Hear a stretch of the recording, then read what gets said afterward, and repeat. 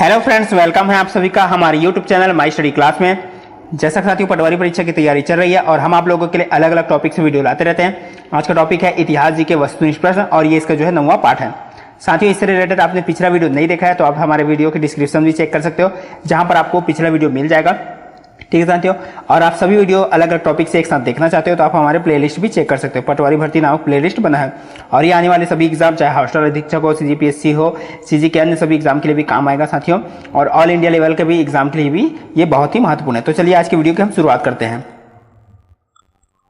तो आज टोटल आपके सामने आएंगे साथियों 20 प्रश्न आएंगे और आज का पहला प्रश्न शुरू होता है 31वां नंबर से। तो आज का पहला प्रश्न हम देखते हैं, जीवक चिंतामणि के लेखक कौन थे?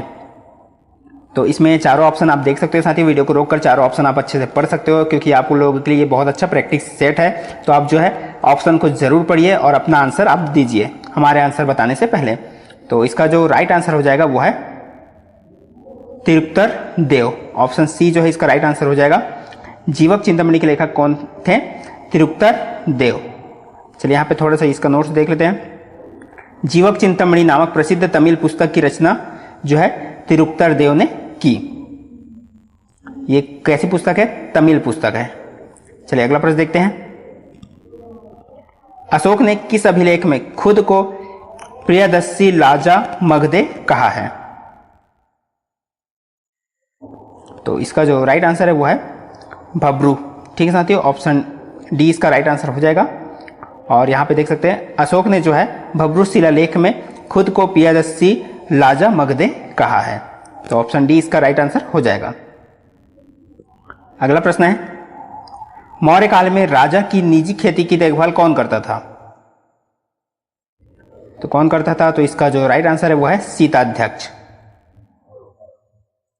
मौर्य काल में जो है राजा की निजी खेती की देखभाल सीताध्यक्ष करता था। और यहां पे देख सकते हो मौर्य काल में राजा की निजी भूमि को जो है सीताध्यक्ष नामक अधिकारी देखता था। यह एक अधिकारी होता था जो राजा की जो निजी खेती की जानकारी रखता था और उनकी देखभाल करता था। अगला प्रश्न है यहाँ पे, अशोक का कौन सा शिलालेख सबसे लंबा है? तो कौन सा शिलालेख सबसे लंबा है? वह है 13वां शिलालेख। ऑप्शन सी इसका राइट आंसर हो जाएगा। चलिए इसमें थोड़ा सा नोट्स देख लेते हैं।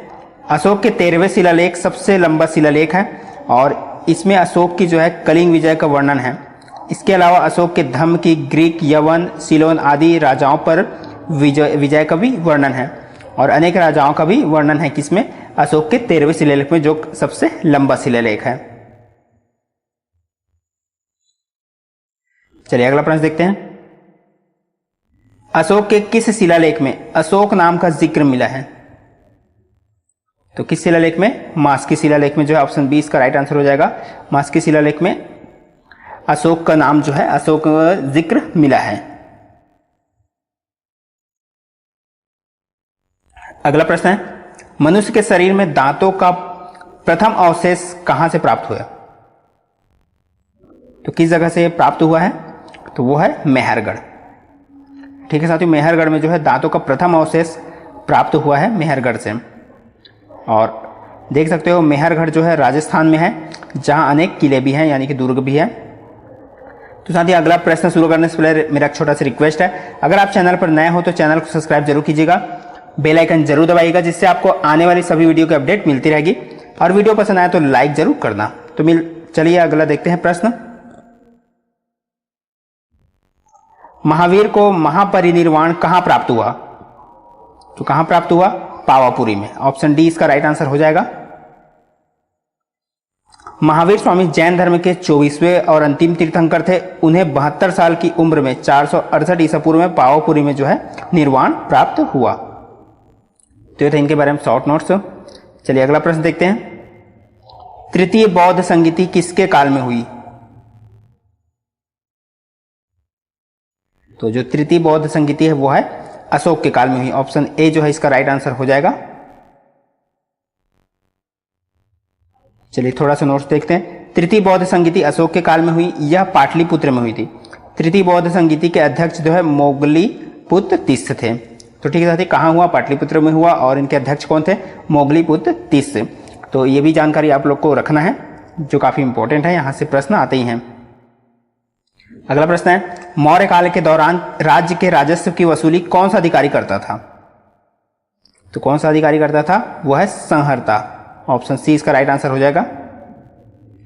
तो मौर्य काल के दौरान राजस्व विभाग का मुख्य अधिकारी संहर्ता होता था, जिसका कार्य पूरे राज्य से राजस्व की वसूली थी। राजस्व का प्रमुख स्रोत कृषि था। चलिए अगला प्रश्न देखते हैं। सिंधु घाटी सभ्यता के किस स्थल से अग्नि वेदिकाएं प्राप्त हुई है? तो किस स्थल से? कालीबंगा से। ठीक है साथियों, ऑप्शन सी कालीबंगा से जो है अग्नि वेदिकाएं प्राप्त हुई है। और कालीबंगा जो है सिंधु घाटी सभ्यता का एक प्रमुख स्थल है। यहां से ऊंटों की हड्डियां, अग्नि वेदिकाएं, जुते हुए खेत आदि प्रमुख साक्ष्य ये प्राप्त हुए हैं। अगला प्रश्न है, पल्लव राजा महेंद्र वर्मन द्वितीय को किसने हराया? तो किसने हराया? पुलकेशिन द्वितीय ने। ऑप्शन बी इसका राइट आंसर हो जाएगा। पुलकेशिन द्वितीय ने जो है, यहां पे देख लेते हैं, पल्लव वंशी राजा महेंद्र वर्मन द्वितीय को पुलकेशिन द्वितीय ने हराया। पल्लव वंश चालुक्य राजाओं के दक्षिण में एक ब्राह्मण साम्राज्य था। महेंद्र वर्मन द्वितीय के पुत्र नरसिंह वर्मन द्वितीय ने पुलकेशिन द्वितीय को हराया और इस युद्ध में पुलकेशिन द्वितीय की मृत्यु हो गई। तो यहां पे इस प्रश्न का सही आंसर हो जाएगा, वो है महेंद्र वर्मन द्वितीय को किसने हराया? पुलकेशिन द्वितीय ने। ठीक है साथियों, और फिर बाद में जो है पुलकेशिन द्वितीय को जो है महेंद्र वर्मन द्वितीय का पुत्र ने हरा दिया। तो यहीं पे यही लिखा गया है। अगला प्रश्न है, बादामी के चालुक्यों का राज्यकाल क्या था? तो क्या था? वो है 543 ईस्वी से जो है 757 ईस्वी। ऑप्शन सी इसका जो है राइट आंसर हो जाएगा। नोट से देखते हैं, बादामी के चालुक्य कर्नाटक में राज्य करते थे। इनकी राजधानी वातापी थी। इन्होंने जो है 543 से 757 ईस्वी तक राज्य किया। तो यहाँ पे देख सकते हो कौन से राज्य में और इनकी राजधानी भी क्या थी, ये आपको डिटेल यहाँ पे मिल जाएगा। अगला प्रश्न है, नागनाथ की रचना किसने की? तो इसका जो राइट आंसर है वो है हर्षवर्धन ने। ऑप्शन ए इसका राइट आंसर हो जाएगा। हर्षवर्धन ने नागनाथ की रचना की। और नोट्स देखते हैं, नागनाथ जो है नामक प्रसिद्ध पुस्तक की रचना हर्षवर्धन ने की। हर्षवर्धन वर्धन वंश का राजा था, जिसने 606 ईस्वी से 647 ईस्वी तक राज्य किया। हर्ष स्वयं एक विद्वान व्यक्ति था। नागनाथ बौद्ध धर्म में काफी प्रसिद्ध है। अगला प्रश्न है, हर्षवर्धन को किस राजा ने हराया? तो हर्षवर्धन को जो है पुलकेशिन द्वितीय ने हराया था। चलिए नोट्स देखते हैं यहाँ पे। हर्षवर्धन ने समस्त उत्तर भारत जीत लिया। इसके बाद उसने दक्षिण की ओर कूच किया, जहां उसका चालुक्य सम्राट पुलकेशिन द्वितीय से युद्ध हुआ, किंतु हर्ष इस युद्ध में पराजित हो गया और उसकी हाथी सेना का बहुत नुकसान हुआ। तो हर्षवर्धन को किसने हराया था? पुलकेशिन द्वितीय ने। चलिए अगला प्रश्न है, नाभि वर्ष किस देश का ऐतिहासिक नाम है? तो यहाँ पे ऑप्शन में देख सकते हो, भारत, म्यांमार, चीन, मिस्र है। तो नाभि वर्ष जो है भारत का प्राचीन नाम है। ठीक साथियों, नाभि वर्ष जो है भारत का प्राचीन नाम है। चलिए यहाँ पे देख लेते हैं शॉर्ट नोट्स।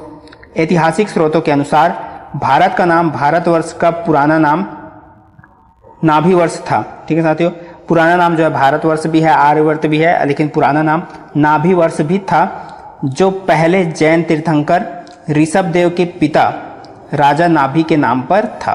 ठीक है साथियों, किनके नाम पर था? पहले जैन तीर्थंकर ऋषभदेव के पिता राजा नाभि के नाम पर था नाभि वर्ष। ठीक है साथियों, तो भारत को नाभि वर्ष भी कहा जाता था। अगला प्रश्न है, भारत का प्रथम शक राजा कौन था? कौन था? मोगा। ऑप्शन ए इसका राइट आंसर हो जाएगा। मोगा भारत का पहला शक राजा था। उसने भारत में शक राज्य की नींव डाली और उत्तर पश्चिम भारत के बड़े हिस्से में अपना राज्य अपनाया या बनाया। अगला प्रश्न है, ग्रीक रोमन साहित्य में चंद्रगुप्त मौर्य को सेंड्रोकोट्स कहा गया है। इसका उल्लेख सर्वप्रथम किसने किया? किसने किया? ऑप्शन डी विलियम जोन्स ने। चलिए नोट्स देख लेते हैं। विलियम जोन्स से सर्वप्रथम बताया कि ग्रीक रोमन साहित्य में चंद्रगुप्त मौर्य को सेंड्रोकोट्स कहा गया है। इसके अलावा उसे एंड्रोकोट्स भी कहा गया है। सेंड्रोकोट्स भी कहा गया और एंड्रोकोट्स भी कहा गया। किनको? चंद्रगुप्त मौर्य को। अगला प्रश्न है, कौन सा मिलान सही नहीं है? तो यहाँ पे आप देख सकते हो, इसको पढ़ सकते हो, उसके बाद जो है अच्छे से देख सकते। तो इसका जो राइट आंसर है वो है रत्नावली राजशेखर। ये जो है मिलान सही नहीं है। चलिए, नागनाद एक संस्कृत नाटक है जिसकी रचना राजा हर्ष ने की, और मुद्रा राक्षस की रचना विशाख दत्त ने की, मृच कटिका की रचना शूद्रक ने की, रत्नावली की रचना उज्जैन ने की। तो यहाँ पे रत्नावली जो है यहाँ पे मिलान सही नहीं है। ठीक है साथियों, बाकी का हम यहाँ पे डिटेल देख लिए, चारों ऑप्शन का डिटेल यहाँ पे हम देख चुके हैं।